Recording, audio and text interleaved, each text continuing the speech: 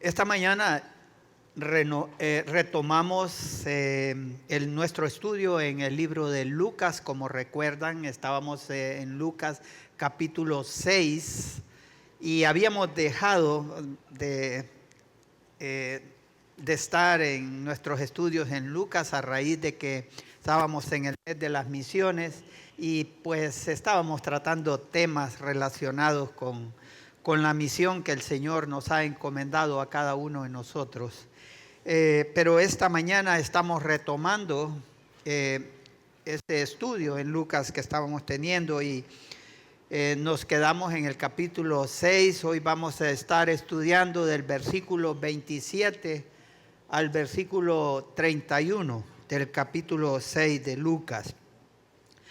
Pero para recordarles un poco, si ustedes recuerdan, hemos estudiado acerca de cuando Jesús comienza su ministerio en la provincia, en la provincia de Galilea.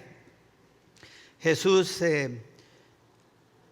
comenzó a hacer milagros. Él empezó a mostrar su autoridad en la enseñanza, su autoridad ante los espíritus inmundos, su autoridad sobre la naturaleza y pues también su autoridad sobre la enfermedad. Y debido a eso mucha gente se agolpaba y venía hacia él y querían más milagros. Ellos querían seguir observando esos milagros que Jesús hacía, pero Jesús en ese momento viene y les dice: yo he sido enviado a predicar el evangelio y no he venido a hacer milagros. Esa no es mi misión. Mi misión es el evangelio del reino de Dios. Y es por eso que Jesús viene y después de estar haciendo todos estos milagros, después de él ya ser alguien famoso, alguien que ya era conocido en muchas de las comunidades en la provincia de Galilea, pues él viene y establece a sus 12 discípulos, los que serán los embajadores de ese reino. Como sabemos, todo reino necesita embajadores, necesita esas personas que van a representar ese reinado. Pues Jesús establece a sus embajadores, que son sus 12 discípulos, sus 12 apóstoles, y él viene y los reconoce como sus 12 discípulos. Y una vez que él tiene a sus embajadores para este reino que él está estableciendo en este mundo, pues viene y comienza a establecer pues los estatutos de este reino.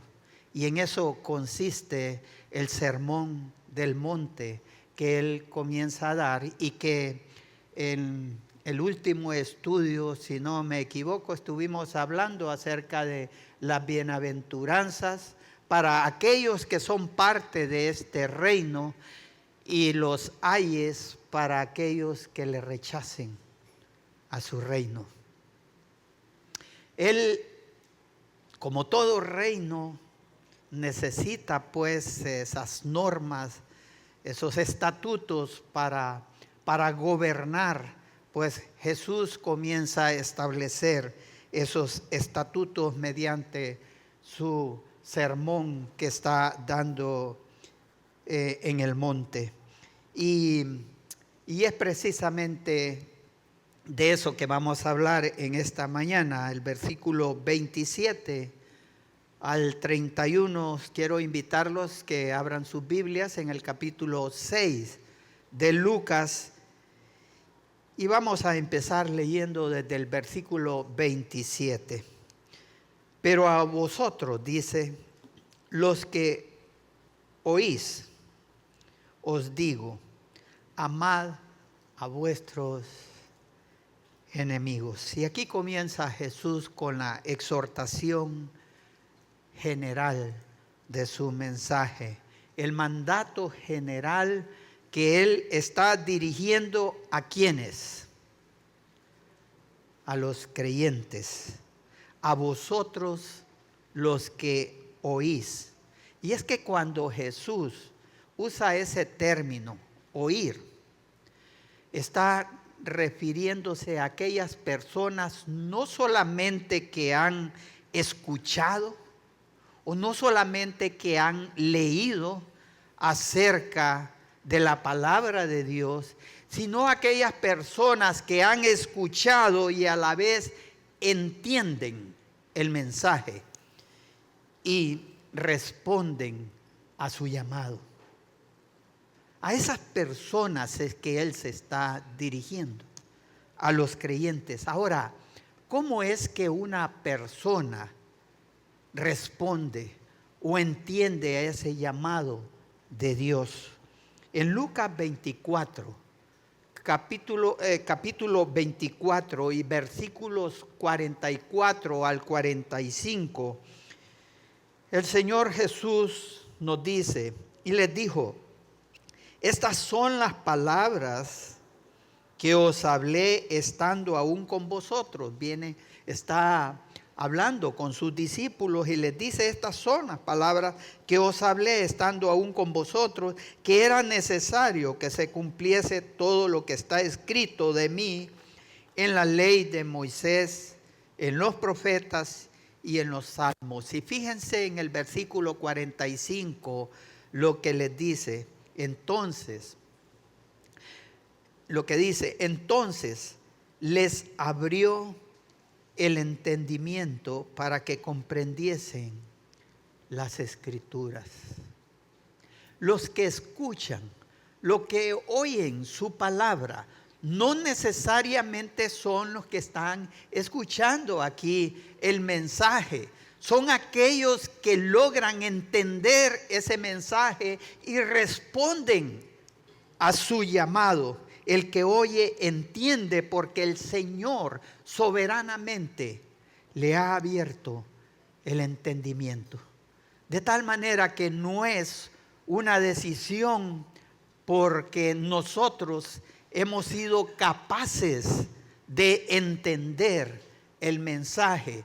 No es porque nosotros hemos sido capaces de responder a su llamado. Es porque soberanamente Él ha abierto nuestros ojos del entendimiento. En cambio, el hombre natural, el hombre al cual Dios no le ha abierto el entendimiento, las cosas de Dios le serán locura. Le sonarán contra toda justicia humana. Podrán escuchar y lo primero que se viene a su mente y creen es que lo que el Señor está diciendo es contra toda justicia humana. Eso no es justo. Y precisamente el mandato que aquí les va a dar es un mandato que por naturaleza, por instinto natural, nosotros podríamos pensar que es un mandato imposible de cumplir. Amar sin límites. De manera que Jesús se dirige a los que oyen y les dice, os digo, amad a vuestros enemigos. Y como les repito, esto no se lo manda a los incrédulos. Este mandato se lo está dando a los creyentes, a los que verdaderamente han creído. Los incrédulos no pueden cumplir con este mandato. El mandato de amar a nuestros enemigos. Esto a primera vista, como les mencionaba, nos parecería un llamado a amar lo imposible. Amar a lo no amable. Un amor sin límite. Amad a vuestros enemigos. Es completamente contrario a nuestros instintos. Nuestra tendencia natural es a alejarnos o devolverles el mal. Pero Jesús nos llama a una respuesta diferente a lo que nuestros instintos nos dicen. Y hermanos, cuando Jesús está brindando estas palabras a estos hombres, son judíos, hombres que por cultura, por costumbre, ellos odiaban a los gentiles, odiaban a los samaritanos, odiaban a los romanos, porque los esclavizaban. Para entender un poco el contexto, quiero que vayamos a Mateo, capítulo 5, versículo 43. Mateo 5, 43 es el pasaje paralelo al texto que hoy estamos estudiando. Mateo 5, 43. El Señor les dice a las multitudes en el Sermón del Monte, miren lo que les dice: oísteis que fue dicho, amarás a tu prójimo y aborrecerás a tu enemigo. Ahora, si examinamos la ley de Moisés, el Levítico 19, 18 dice, amarás a tu prójimo, pero no dijo, aborrecerás a tu enemigo. Entonces, ¿por qué Jesús les está diciendo, oíste y que fue dicho, amarás a tu prójimo y aborrecerás a tu enemigo? Cuando la ley no lo dice así. Esto nos muestra que no es de la ley que ellos habían aprendido esta enseñanza, sino de sus falsos maestros. Ellos habían aprendido una falsa enseñanza y Jesús les está corrigiendo esa falsa enseñanza, porque a raíz de esto el pueblo judío había aprendido a odiar a sus enemigos. Es por eso que en Mateo 5, en el versículo 20, Jesús les dice lo siguiente: porque os digo que si vuestra justicia no fuere mayor que la de los escribas y fariseos, no entrarías en el reino de los cielos. ¿Ven? Esos falsos maestros, Jesús viene y les dice, ustedes no sean como ellos. Hermanos, cuidémonos de esos falsos maestros. ¿Cómo nos vamos a cuidar? Estudiemos las Escrituras. Profundicemos en las Escrituras. Y veamos lo que realmente las Escrituras nos dicen. Porque muchas veces los falsos maestros van a usar la verdad de Dios, pero mezclada con falsas enseñanzas. Y es peligroso y eso trae consecuencias graves en nuestras relaciones. Ahora Jesús nos manda a amar a nuestros enemigos, pero ¿cómo amar a los enemigos? ¿Cómo amar a nuestros enemigos? Y a partir del versículo, de la segunda parte del versículo 27 hasta el versículo 30, Jesús nos da una lista de ejemplos de cómo amar a nuestros enemigos. Y viendo esa segunda parte del versículo 27 nos dice, haced bien a los que os aborrecen. Versículo 28, bendecid a los que os maldicen y orad por los que os calumnian. En primer lugar,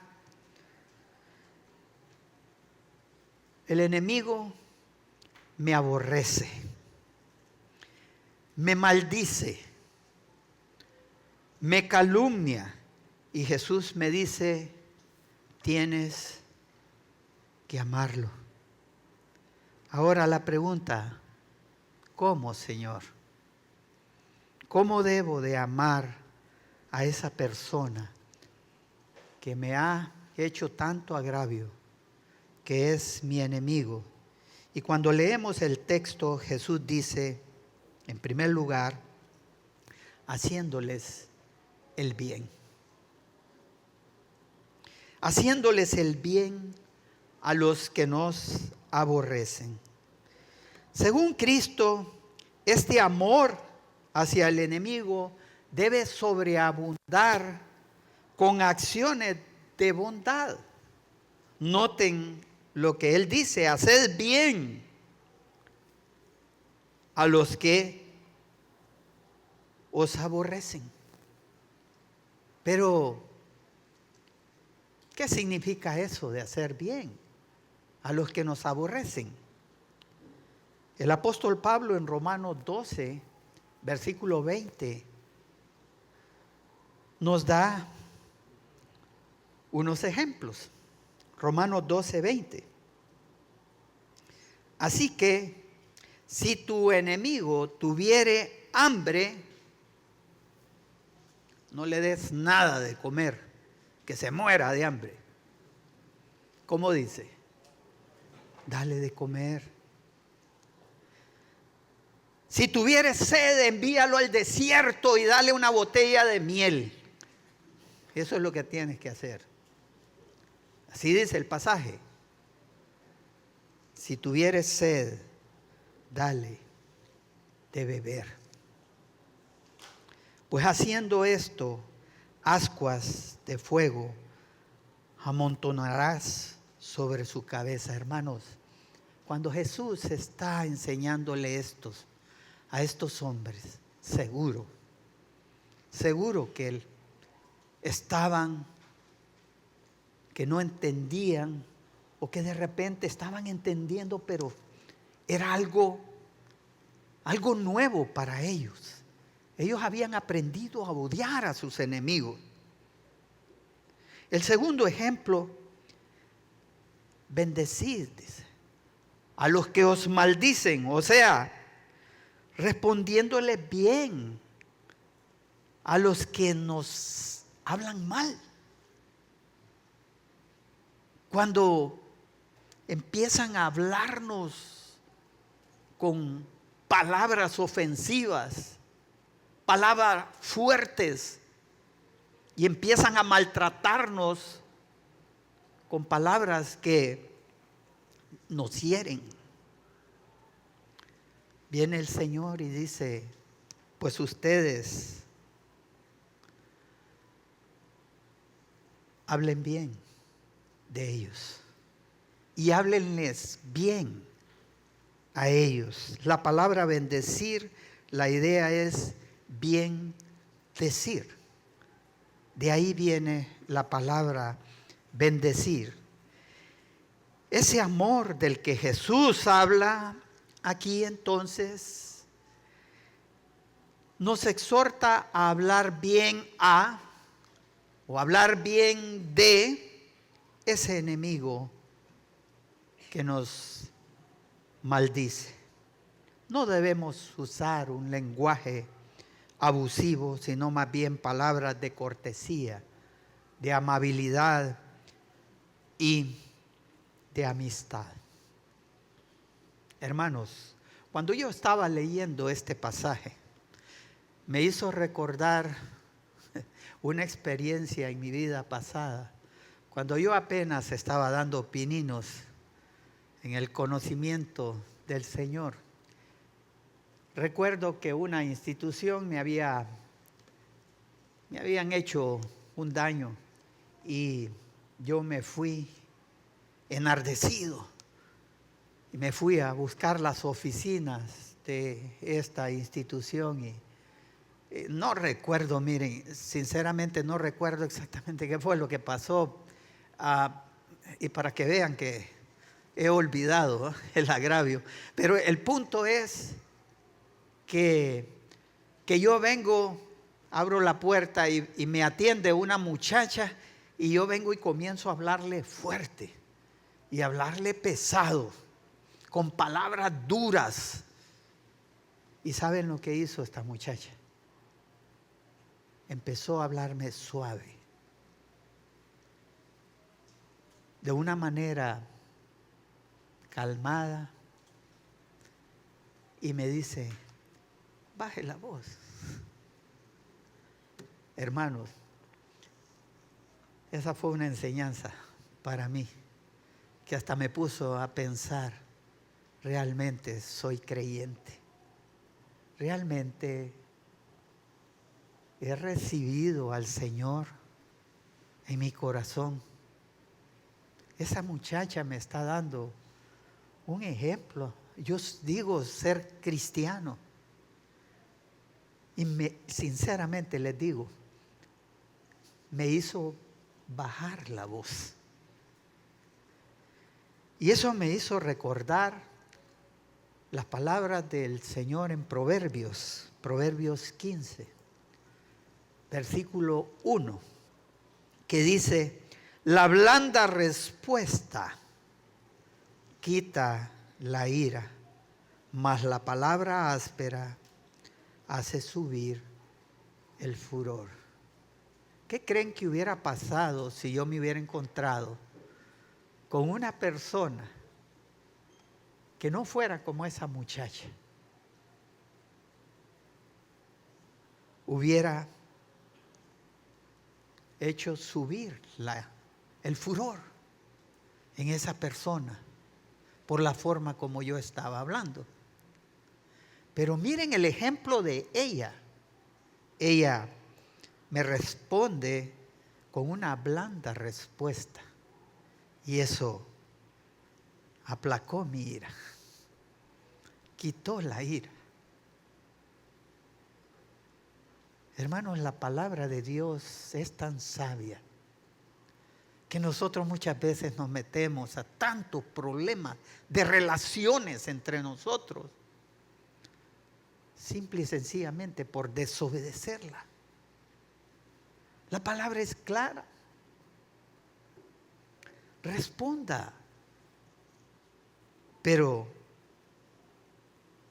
no de manera abusiva. Responda con una blanda respuesta y va a ver los resultados. Además, este amor abunda no solamente con acciones de bondad, como dice Jesús, no solamente abunda con palabras, no solamente abunda con acciones y con palabras, sino que también este amor abunda en buenos deseos. Jesús dice: no solamente hagan el bien, no solamente hablen bien o bendíganlos. Él dice que debemos orar por los que os calumnian. Es decir, deseándoles el bien a los que nos calumnian. Y es que cuando usted va a orar, no es que va a orar porque Dios le envíe fuego contra esa persona. Lo que Jesús le está diciendo es: deséenles el bien. Oren por el bien de estas personas que les desea a ustedes el mal. Desear el bien a esa persona que me ha hecho el mal. El siguiente ejemplo, no teniendo un espíritu de venganza, en el versículo 29, nos dice: al que te hiera en una mejilla, preséntale también la otra. Este amor no solamente abunda con acciones, con palabras y deseos, sino también abunda con una actitud de no venganza, una actitud no vengativa. ¿Cómo es eso que si te dan en la mejilla, ponle en la otra? Uno piensa, hey, si me pegan una cachetada, pues voy a poner la otra. Hágalo y vea lo que pasa. Lo que sucede, hermanos, que este pasaje no se debe interpretar literalmente. Hay muchos pasajes en las Escrituras que no se deben de interpretar de esa manera.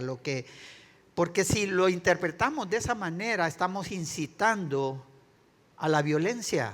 Más bien es lo contrario, la violencia y el asesinato. Lo que Jesús nos está enseñando aquí es básicamente condenar el espíritu de venganza que pueda haber en nosotros.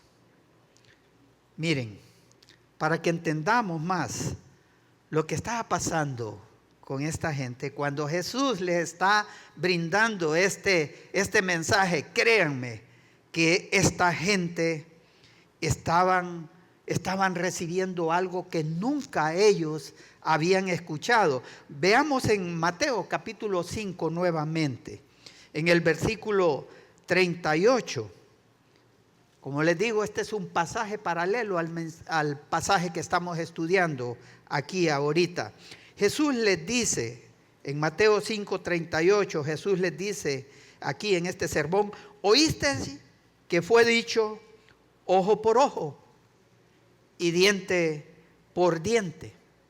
Estos judíos que están ahí escuchando el mensaje del Señor Jesús, ellos en los sermones que se daban en los días de reposo, ellos estaban escuchando la ley. Y seguro que ellos habían escuchado este mandato. Pero lamentablemente ellos se aprovechaban de esta ley para tomar venganza personal. ¿Saben por qué? Porque estaban interpretando mal el mandato. Esta era una ley para los jueces. Solamente los jueces sabían de ejecutar con seriedad esta ley para practicar la justicia, para defender los derechos del inocente y para castigar a los que pisoteaban la ley de Dios. Ahora usted me puede decir, pero en Números 15:35 el Señor manda al pueblo a que había de apedrear a ciertos culpables. Y eso es cierto. Pero en ese caso, el pueblo ejecutaba la justicia bajo la autoridad y dirección de los jueces. De tal manera que no era en ningún momento un mandato para alimentar ese espíritu de venganza en las personas, porque eso estaba prohibido más bien en la ley de Dios. Si ustedes leen Levíticos 19, versículo 18, lo dice claro. En ningún momento Dios está mandando a su pueblo a odiar a sus enemigos. Pero el pueblo de Israel, teniendo falsos maestros, interpretaban mal la ley. Y por eso es que ellos odiaban a los gentiles, odiaban a los samaritanos, odiaban a los romanos, porque los mantenían esclavizados. Odiaban a los pueblos paganos, pero en ningún momento Dios les había mandado a odiarlos. Sigue diciendo el Señor, volviendo al pasaje, en el versículo 29, y al que te quite la capa, ni aun la túnica, le niegues. Es decir, debemos amar a nuestros enemigos, no teniendo un espíritu de rencor por los que nos quitan nuestras cosas. Este mandato realmente desafía el sentido humano de justicia. Pero el Señor nos dice, ustedes deben de poner los derechos de los otros por encima de sus derechos. Eso es lo que les está diciendo, pero eso puede también causar una mala interpretación, como el pasaje anterior. Esto, si nosotros lo malinterpretamos, también podríamos estar incitando el robo, el allanamiento y la deshonestidad en las personas. Pero Jesús no nos está enseñando eso. Debemos de cuidar nuestras cosas, pero el punto es que no conviene dejar que las injusticias, por feas que sean, nos roben el amor y el buen humor por nuestros enemigos, y que nos dejen con un espíritu de rencor y resentimiento. Nosotros como creyentes no estamos autorizados a ser personas rencorosas o personas con resentimientos. Y recordemos, el punto no es promover tampoco aquí la injusticia, pero lo que Jesús nos está enseñando es: no sean rencorosos, no sean unos resentidos.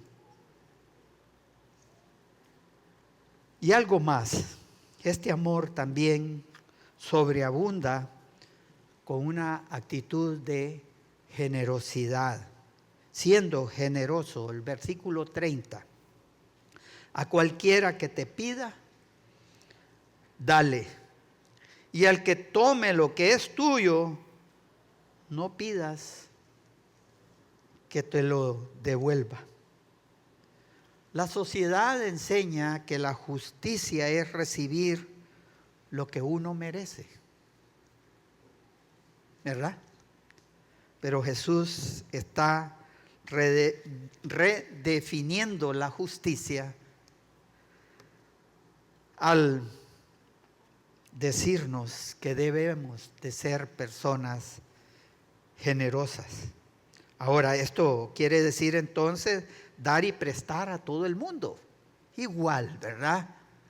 Este es un pasaje, hermanos, donde debemos de tener buen juicio para interpretar el pasaje, porque recordemos siempre esto: toda interpretación bíblica debe de ser bajo todo el contexto bíblico, de tal manera que no hay conflicto entre enseñanzas bíblicas, ¿verdad? O sea que este mandato también tiene límites. Por ejemplo, en 2 de Tesalonicenses 3, versículos 6 al 15, enseña que no se debe de ayudar a aquellos que no quieren trabajar. O sea, no se les debe de dar a esos que no quieren trabajar. El versículo 6 que os apartéis, dice, de todo hermano que ande desordenadamente. Pero ¿qué es eso de que un hermano ande desordenadamente? Lo explica el versículo 11. ¿Quién es el que anda desordenadamente? No trabajando en nada, dice. Esa persona que no está trabajando en nada, sino entremetiéndose en lo ajeno. En el versículo 8, Pablo dice, no comimos de balde el pan de nadie. O sea, él lo que está diciendo, yo he trabajado y lo que lo como, pero no de balde. Yo les estoy brindando mi ejemplo. Mi labor es el servicio al Señor. En el versículo 10 concluye, si alguno no quiere trabajar, tampoco coma. De manera que este texto claramente pone límite sobre el ayudar a otros. En 1 Timoteo 5:8 dice, porque si alguno no provee para los suyos y mayormente para los de su casa, ha negado la fe y es peor que un incrédulo. El discípulo de Cristo debe de ser generoso, pero a la par de eso debe de cuidar a su propia familia. Cuidar a su familia, pero hermanos, siempre debemos de tener en cuenta pasajes como Deuteronomio 15 del 7 al 8, que nos dice, cuando haya en medio de ti menesteroso de alguno de tus hermanos en alguna de tus ciudades, en la tierra que Jehová tu Dios te da, no endurecerás tu corazón, ni cerrarás tu mano contra tu hermano pobre, sino abrirás a él tu mano liberalmente y en efecto le prestarás lo que necesite. Ser generosos con esas personas necesitadas, pero recordemos, bajo un buen juicio, bajo el contexto bíblico, ¿verdad? No le vamos a dar a aquel que realmente no quiere trabajar, porque con eso no le estamos ayudando. Con eso estamos más bien alimentando su pecado. De tal manera que es cuestión de buen juicio. En Proverbios 4:27 nos dice, no te desvíes a la derecha ni a la izquierda, aparta tu pie del mal. Es una cuestión de balance, ¿verdad? Balance que nosotros debemos de tener. Entonces Jesús nos exhorta en este pasaje, hermanos, en esta mañana. Jesús nos está exhortando a amar no solamente a nuestros hermanos, no solamente a nuestros amigos, sino también a nuestros enemigos. ¿Y quiénes son? Aquellos que por nuestra fe nos aborrecen, nos maldicen, nos calumnian, nos hieren, nos roban, o aquellos que nos piden a pesar de que nos han hecho un agravio. Aquí tengo entonces un enemigo, es decir, no alguien contra el cual yo tengo algo en contra de esa persona, sino alguien que tiene algo en contra mía por mi fe en Cristo. ¿Y cómo debo tratarlo? Dice el Señor. Y es aquí donde el Señor nos da el fundamento de las relaciones humanas. Esto, hermanos, que el Señor nos va a decir aquí en el versículo 31, es un resumen de cómo tratar a nuestros enemigos. Y como queréis que hagan los hombres con vosotros, así también haced vosotros con ellos. Tratar a los demás como nos gustaría que nos trataran. La idea es que debemos tratar a nuestro prójimo, aún a nuestro enemigo, como a nosotros nos gustaría que nos trataran si nosotros estuviéramos en esa condición en que ellos están.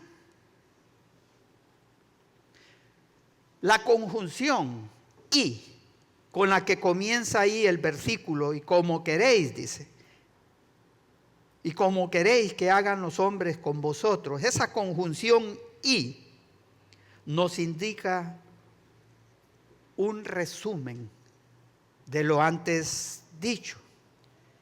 Es un resumen compacto, no solamente de las enseñanzas que el Señor Jesús nos está dando en este sermón, sino también del contenido de la ley y los profetas. Es como una cápsula, una condensación de ellas, una expresión abreviada de todo lo que la ley y los profetas requieren con respecto a las relaciones entre los hombres y mayormente entre los hermanos.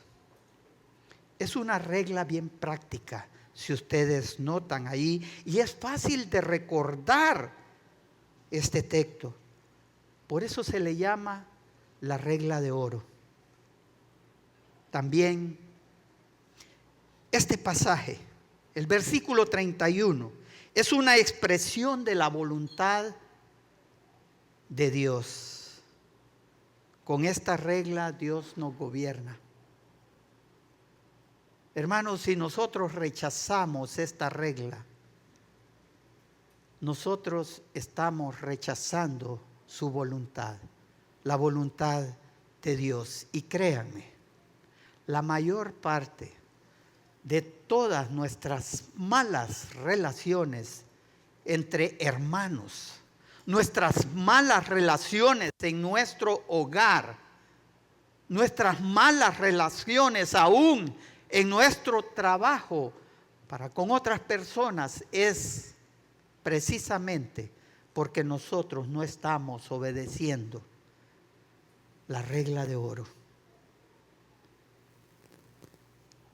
Esa manera de tratar a nuestros enemigos es el fundamento de las relaciones humanas, este versículo. Por eso es que es imperativo que este pasaje se aprenda y se aplique en nuestra vida diaria, en nuestras relaciones para con otros.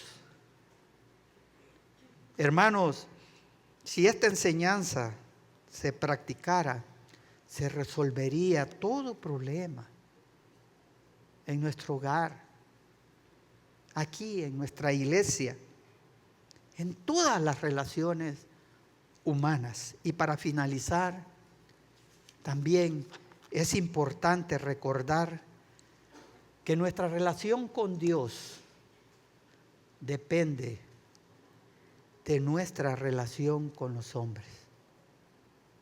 Si nuestras relaciones con los hombres están mal, nuestra relación con Dios también lo está. En Mateo 6:14, versículo 15, el Señor nos dice: porque si perdonáis a los hombres sus ofensas, os perdonará también a vosotros vuestro Padre Celestial. Mas si no perdonáis a los hombres sus ofensas, tampoco vuestro Padre os perdonará vuestras ofensas.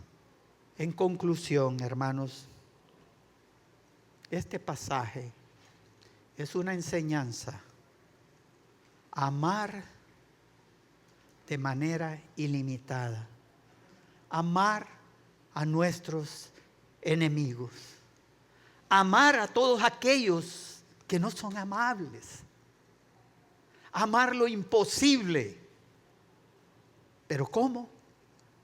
Haciéndoles el bien, respondiéndoles bien, deseándoles el bien, no teniendo un espíritu vengativo, no teniendo un espíritu de rencor, siendo generoso con ellos.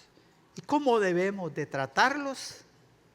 Como nos gustaría que a nosotros también nos trataran. Vamos a orar. Señor, te damos las gracias por tu palabra.